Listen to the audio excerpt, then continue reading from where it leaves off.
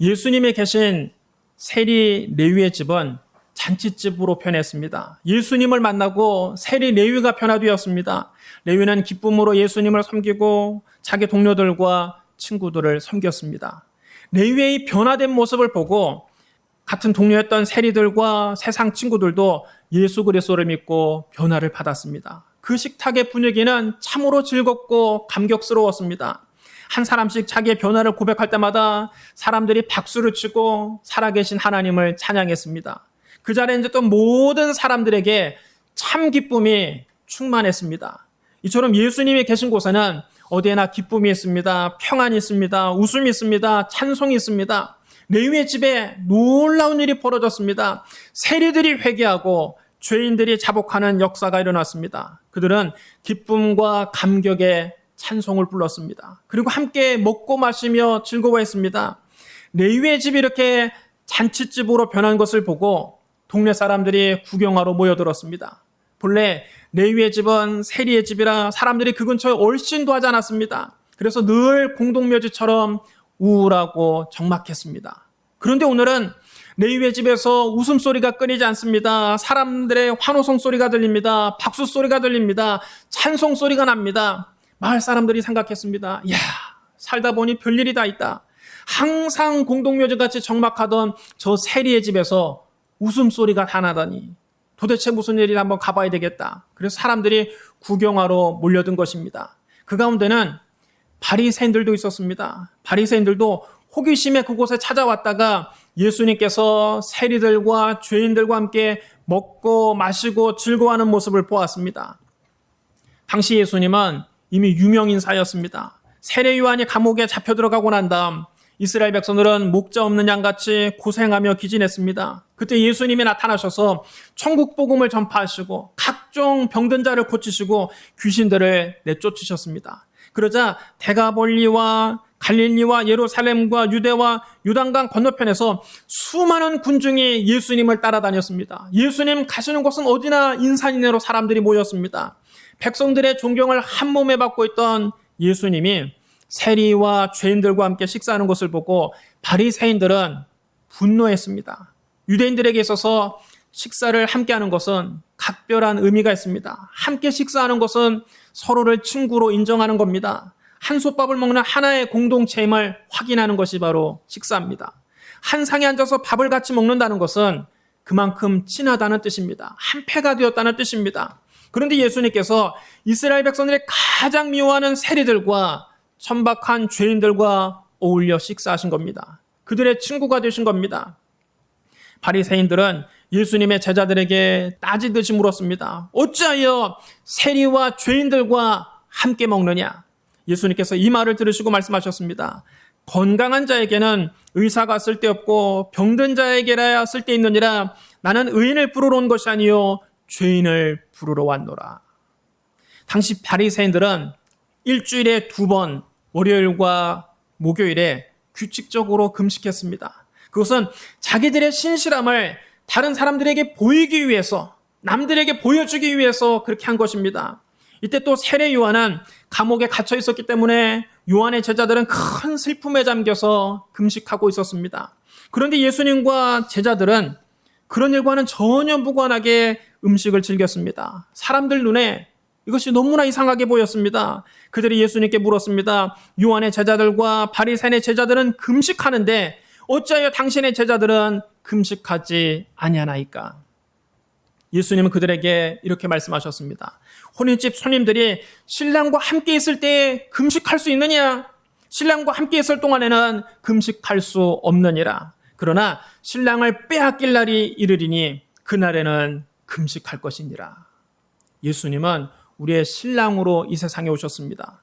영적으로 예수님은 신랑이고 우리는 예수님의 신부입니다.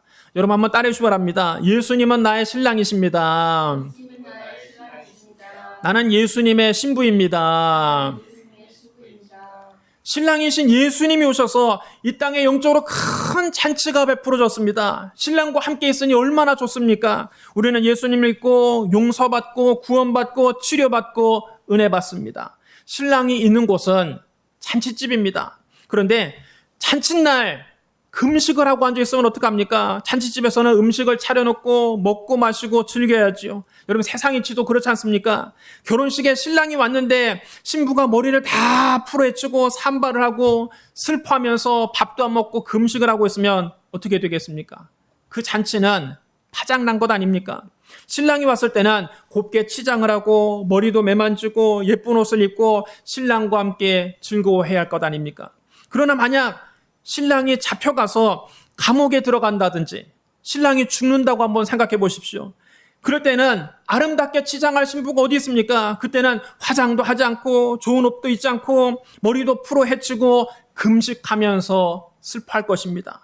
예수님이 와 계신 동안에는 제자들이 금식하지 않은 것은 큰 축제였기 때문입니다. 그러므로 예수님은 혼인 잔치집에 비유해서 제자들이 금식하지 않은 이유를 말씀하신 것입니다. 신랑이 내가 와 있는데, 신랑이 내가 여기 있는데 그들이 왜 금식하겠느냐?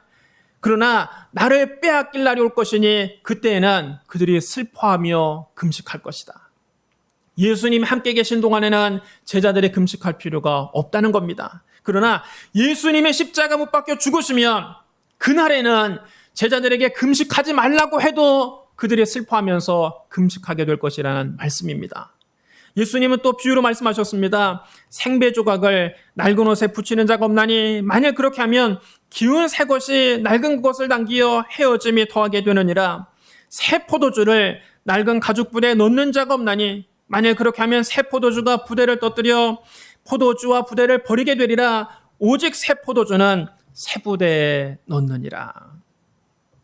요즘은 떨어진 옷을 기워서 입는 사람이 거의 없습니다. 옷이 실증이 나서 못 입는 것이지 떨어져서 못 입는 옷은 별로 없습니다. 멀쩡한 청바지도 일부러 찢어서 입습니다. 그러니 여러분 옷을 기워 입는 사람이 누가 있겠습니까? 그러나 제가 어렸을 때만 해도 간혹 옷을 기워 입기도 했습니다. 특히 이 팔꿈치나 무릎 부분이 잘 헤어지곤 했습니다. 그러면 거기에 천이나 가죽 조각을 붙여서 기워서 입었습니다. 한때는 팔꿈치에 가죽으로 덧댄 옷이 유행이기도 했습니다. 그런데 낡은 옷을 기울 때에는 천을 갖다 덧붙일 때에도 낡은 천을 갖다 붙여야 됩니다. 그렇지 않고 새 천 조각을 갖다 기웠다가 그 옷을 빨고 나면 새 헝겊은 신축성이 좋아서 많이 줄어들어 버리고 낡은 옷은 줄지 않아서 옷 모양이 아주 이상하게 변합니다. 옷이 망가져 버리고 맙니다. 또 팔레스타인에서는 물이 귀했기 때문에 포도즙을 음료수 대용으로 마셨습니다. 포도주는 대개 가죽 부대에 넣어서 보관했습니다. 포도주를 보관할 때도 마찬가지입니다. 새 포도주를 낡은 가죽 부대에 넣으면 안 됩니다. 만약 그렇게 하면 낡은 가죽 부대가 터져서 포도주는 다 쏟아져 버리고 가죽 부대도 못 쓰게 되고 마는 것입니다. 새 포도주는 새 가죽 부대에 넣어서 보관해야 합니다. 그래야 둘 다 보존될 수 있습니다. 새 포도주를 새 부대에 넣으라는 말씀은 새로운 시대가 도래하면 새로운 생각의 틀을 가져야 한다는 말씀입니다. 패러다임 시프트가 일어나야 된다는 말씀입니다. 사고방식의 대전환이 일어나야 된다는 말씀입니다. 시대가 바뀌었는데도 옛날 사고방식만 고집하면 안 됩니다. 그러면 뒤떨어지고 마는 것입니다. 여러분 지금은 AI 시대입니다. 옛날 사고방식으로는 지금 이 시대를 따라갈 수가 없습니다. 시대가 바뀌면 그에 따라 우리의 사고방식도 변해야 합니다. 인간이 수년에 걸쳐서 혹은 수십 년에 걸쳐서 연구하고 정리해야 할 일을 AI는 단 몇 초 만에 다 끝내버립니다. 그런데 이 AI를 사용하지 않고 옛날 방식으로 나는 연구를 고집하겠다. 혼자서 수십 년에 걸쳐서 연구하겠다. 안 되지 않습니까? 옛날에는 지구 반대편에서 일어난 일을 우리가 그 소식을 들으려면 몇 달에 걸려서 듣게 됩니다. 사람이 일리로 편지로 써서 그 소식을 전해주던가 비둘기가 날아와서 전해주던가 입에서 입으로 구전돼서 그 소식이 들릴 때까지 기다려야 합니다. 제가 어렸을 때만 해도 한국에서 미국으로 일반 우편으로 편지를 써서 보내면 한 3개월 뒤쯤이나 도착했습니다. 그러나 여러분 지금은 지구 반대편 소식을 우리가 실시간으로 다 들을 수 있습니다. 전 세계 소식을 인터넷을 통해서 바로바로 확인할 수 있습니다. 전 세계 어디에서 전쟁이 일어났는지 어디에서 지진이 일어났는지 지금 당장 지금 실시간 뉴스를 우리가 바로 볼 수 있습니다.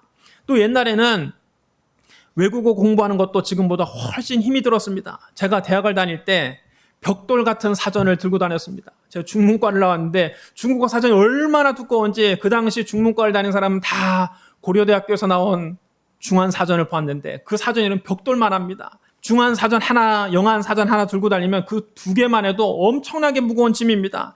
배낭 같은 책가방에 너무 무거워서 두 권을 들고 다닐 수가 없어서 작은 손가방을 만들어서 사전만 따로 들고 다녔습니다. 그러니 여러분, 요즘에는 스마트폰 안에 사전이 다 들어가 있습니다. 가벼운 스마트폰 안에 여러분 모든 언어 사전이 다 들어가 있습니다. 구글 번역기는 243개의 언어를 번역합니다. 지금처럼 여러분 외국어 공부하기 편한 시대가 없습니다. 그런 이런 변화에 못 따라간다면 몸이 고생하는 것입니다. 지금도 나는 이런 스마트폰으로 사전 찾기는 안 좋다. 나는 옛날 방식이 좋다. 벽돌 사전을 여러분 펼쳐서 보고 있다면 얼마나 어리석은 일이겠습니까? 변화하는 시대에 적응하려면 변화를 빨리빨리 따라가야 합니다. 그런데 여러분, 인류 역사 가운데 가장 큰 변화는 2000년 전에 일어났습니다. 하나님의 아들 예수님이 세상에 오셔서 인류 역사는 전혀 새로운 시대를 맞이하게 됐습니다. 예수님의 탄생을 기점으로 인류 역사는 BC와 AD로 분명하게 나뉩니다. 예수님의 역사의 한 중심에 계신 것입니다. 예수님 이전 시대는 구약 시대요. 예수님 이후 시대는 신약 시대입니다. 예수님께서 오늘 말씀하신 새 포도주를 새 부대에 넣으라는 말씀은 바로 이 말씀을 하시는 것입니다. 이제는 시대가 바뀌었다는 것입니다. 예수님이 세상에 오심으로 구약 시대는 지나가고 신약 시대가 시작됐습니다. 율법의 시대는 지나가고 은혜의 시대가 시작됐습니다. 구약 시대 하나님은 신의 산에서 모세에게 율법을 주셨습니다. 하나님이 신의 산에 나타나실 때는 하늘에서 번개가 치고 우레소리와 나팔소리가 천지를 진동하고 산의 연기가 자욱했습니다. 백성들이 그것을 보고 너무 두려워서 떨었습니다. 그들은 감히 신의 산에 가까이 갈 수도 없고 두려워서 고개조차 들지 못했습니다. 신의 산의 하나님은 율법으로 우리를 심판하시는 하나님이요 무서운 하나님이셨습니다. 그러나 신약시대의 하나님은 다릅니다. 신약시대의 하나님은 우리를 갈보리 산에서 만나주십니다. 갈보리 산의 하나님은 어떤 하나님입니까? 죄에 대한 심판은 예수님 우리를 대신해서 이미 십자가에서 다 받으셨습니다. 이제 우리가 갈보리 십자가 밑에 나가서 예수님의 피를 의지하면 우리는 더 이상 하나님께 정죄받지 않습니다. 예수 그리스도의 보혈이 우리의 죄와 허물을 다 덮어버리셨습니다. 갈보리 십자가 밑에 나가면 죄 용서가 있습니다. 우리를 돕는 보혜사 성령님이 있습니다. 치료가 있습니다. 화해가 있습니다. 축복이 있습니다. 꿈이 있습니다. 희망이 있습니다. 영생과 천국이 있습니다. 이처럼 구약시대와 신약시대는 판이하게 다른 시대입니다. 율법의 시대는 이미 지나갔고 은혜의 시대가 왔습니다. 이제 우리는 하나님을 신의 산에서 만나는 것이 아니라 갈보리 산에서 만나야 합니다. 여러분 따라 주오랍니다. 새 포도주는 새 부대에 넣느니라. 새 포도주는 새 부대에 담아야 합니다. 이제는 구약시대의 율법의 패러다임이 아니라 신약시대의 은혜의 패러다임을 가지고 우리가 신앙생활을 해야 합니다. 그런데 아직도 많은 사람들이 구약시대를 살고 있습니다. 여전히 많은 성도들이 신의 산에서 신앙생활을 하고 있습니다. 그들은 하나님을 심판하시는 하나님으로만 알고 두려움에 떨고 있습니다. 그리스도의 십자가를 통해서 주시는 놀라운 은혜를 알지도 못하고 누리지도 못하고 여전히 율법에 얽매여서 신앙생활을 하고 있습니다. 늘 스스로를 정죄하고 자책감 속에 몸부림치며 살아가고 있습니다. 나 같은 죄인은 구원받을 수가 없다. 예수님도 나 같은 죄인은 용서할 수가 없다. 나 같은 사람은 교회 다닐 자격도 없다. 이렇게 자책하면서 자기를 괴롭힙니다. 자기만 괴롭히면 다행인데 자꾸 다른 사람들까지 율법으로 판단하고 정죄합니다. 식구들을 율법으로 판단하고 정죄합니다. 회사 동료들을 율법으로 판단하고 정죄합니다. 이웃들을 율법으로 판단하고 정죄합니다. 아무개 집사는 금요 부흥회도 안 나오고 주일 예배도 가끔 빠지네. 아무리 봐도 집사가 아니라 잡사인가 보다. 아무개 권사는 11조도 안 한다면서. 아무개 장로는 기도에 능력이 없어. 아무개 목사는 설교가 별로야. 사람들은 늘 자기 기준을 가지고 다른 사람들을 판단하고 정죄합니다. 그리고 자기만 신령한 성도인 척 그렇게 말을 합니다. 자기만 하나님께 사랑받고 있다고 착각합니다. 그래서 자기 마음을 조금만 아프게 한 사람이 있으면 하나님께 기도할 때 그 사람에게 심판의 벼락을 내려달라고 기도합니다. 하나님, 왜 저런 사람을 가만두십니까? 심판의 벼락을 내려주세요. 그런 여러분, 그런 기도는 아무리 하나님께 열심히 해도 소용이 없습니다. 지금은 은혜의 시대입니다. 이미 시대가 바뀌었습니다. 좋으신 하나님은 우리를 만나주실 때 이제 갈보리 산에서 만나주십니다. 예수님께서 우리가 정죄하고 우리가 판단하는 그 사람의 죄와 허물도 십자가 보혈로 다 덮어버리셨습니다. 하나님도 그 사람을 정죄하지 않는데 우리가 무슨 자격으로 사람을 판단하고 정죄합니까? 이제는 우리가 그 사람을 위해서 오히려 복을 비는 기도를 해야 합니다. 그 사람이 잘못한 것이 있다면, 우리 눈에 안 차는 것이 있다면, 우리 마음에 안 드는 것이 있다면 스스로 회개하고 돌아오도록 그 사람을 위해서 축복하고 기도해야지, 저주하는 기도는 은혜의 시대에 하나님께 상달되지 않는 것입니다. 구약 시대에는 원수를 저주하는 기도가 여러분 성경에 많이 나옵니다. 시편에 보면 자기를 괴롭히는 원수를 하나님께 고발하고 신원해달라는 기도가 여러분 참 많이 나옵니다. 여러분 잘 들어보십시오. 여호와여 일어나소서, 나의 하나님이여 나를 구원하소서. 주께서 나의 모든 원수의 뺨을 치시며 악인의 일을 꺾으셨나이다. 여러분 정말 고소하죠. 하나님이여 그들을 정죄하사 자기 꾀에 빠지게 하시고 그 많은 허물로 말미암아 그들을 쫓아내소서. 그들이 주를 배역함이니이다. 주께서는 내 원수에게 악으로 갚으시리니 주의 성실함으로 그들을 멸하소서. 여러분 하나님이 내가 미워하는 사람들을 악으로 갚으시고 그들을 싹 쓸어버려 주시면 얼마나 통쾌하겠습니까? 또 여러분 들어보십시오. 그들이 악으로 나의 선을 갚으며 미워함으로 나의 사랑을 갚았사오니 악인이 그들을 다스리게 하시며 사탄이 그의 오른쪽에 서게 하소서. 그가 심판받을 때에 죄인이 되어 나오게 하시며 그의 기도가 죄로 변하게 하시며 그의 연수를 짧게 하시며 그의 직분을 타인이 빼앗게 하시며 그의 자녀는 고아가 되고 그의 아내는 과부가 되며 그의 자녀들은 유리하며 구걸하고 그들의 황폐한 집을 떠나 빌어먹게 하소서. 무시무시한 저주입니다. 그런 여러분, 신약 성경에는 이런 기도가 나오지 않습니다. 신약 성경에는 오히려 원수를 위해 복을 비는 기도가 나옵니다. 예수님은 십자가에 달렸을 때 당신을 십자가에 못 박은 자들을 위해서 오히려 용서해달라고 하나님께 기도하셨습니다.